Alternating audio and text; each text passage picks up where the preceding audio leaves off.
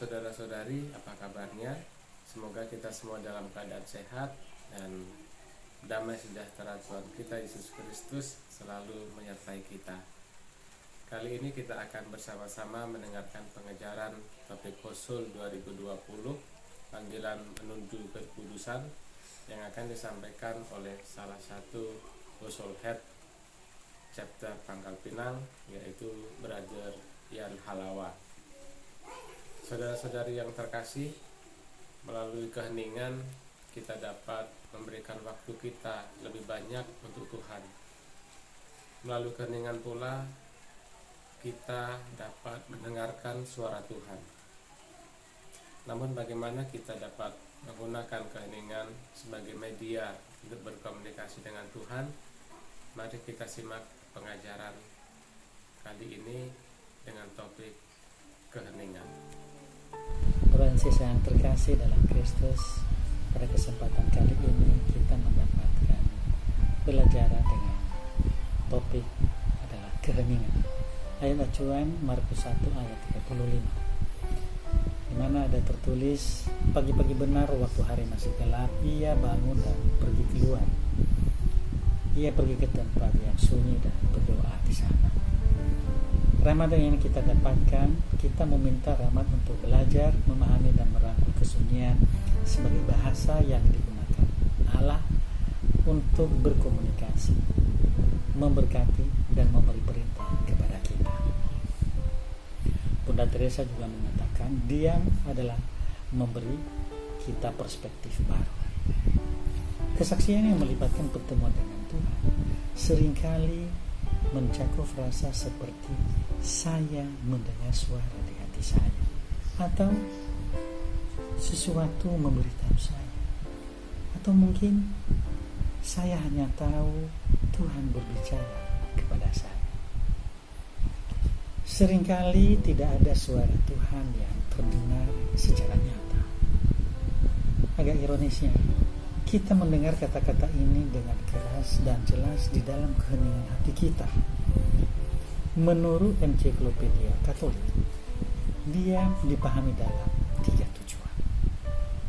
Yang pertama, membantu kita dalam mempraktikkan yang baik. Yang kedua, mencegah kejahatan. Dan yang ketiga, memungkinkan untuk penebusan yang sehat melalui penyangkalan diri. Intinya, melalui keheningan kita bisa menghabiskan lebih banyak waktu dengan Tuhan dan lebih sedikit waktu dari gangguan yang mengalihkan kita dari Tuhan. Ini tidak menunjukkan bahwa Allah hanya dapat ditemukan dalam keheningan, tetapi itu menekankan kebutuhan kita yang besar untuk berada dalam keheningan dalam kehidupan sehari-hari kita sebagai jalan menuju kekudusan. Seringkali kita diliputi oleh berbagai pemikiran emosi. Dalam hal ini kita didorong untuk masuk ke dalam isolasi dengan cara mengarahkan pikiran hanya untuk Tuhan. Musa dituntun untuk menyepi dan setelah berjumpa dengan Tuhan, ia kembali dengan wajah yang bersinar. Ini dapat kita baca pada Keluaran 34 ayat 29 sampai 35. Begitu juga waktu Yesus memilih 12 muridnya. Dia menghabiskan waktu sepanjang malam dalam doa sendirian di gunung. Ini juga dapat kita baca di Lukas 6 ayat 12 sampai 16. Juga ia dituntun ke padang gurun oleh Roh selama 40 hari dan 40 malam sebelum memulai pelayanan publiknya. Matius 4 ayat 1 sampai 2. Dan ia juga memiliki wajah yang bersinar selama transfigurasinya di atas gunung yang tinggi yang terisolasi. Bisa kita baca di Matius 17 ayat 1 sampai 2. Francis juga perlu diingat bahwa Musa dan Yesus kembali dari tempat terpencil ini dengan tugas khusus. Pertemuan mereka yang tertutup dengan Tuhan tidak hanya memberdayakan mereka, tetapi memberi mereka perspektif tentang misi mereka dan tujuan mereka. Di sisi lain, Yesus juga dicobai di padang gurun ketika ia menyendiri di Getsemani. Ini dapat kita baca di Matius 26 ayat 36 sampai 46. Keadaan sendiri di sini atau terisolasi adalah ini sangat rawan dan juga bisa berarti rentan terhadap godaan. Karena itu, mari kita belajar merangkul kesunyian dengan tetap kuat untuk terhubung dengan Tuhan.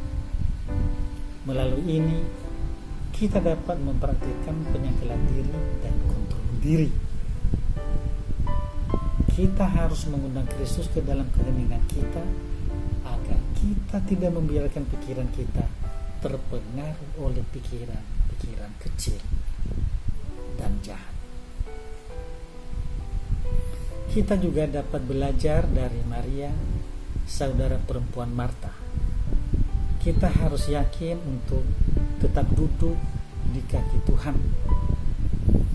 Lukas 10 ayat 39. Kita harus menunggu dalam kesunyian untuk mengkhususkan waktu kita hanya untuk Allah. Kata-kata diamlah dan ketahuilah bahwa Akulah Allah tidak hanya mengajarkan kita untuk menyerah secara damai kepada kasih Allah, tetapi juga untuk memahami bahwa mengetahui tentang keheningan berarti mengenal Tuhan.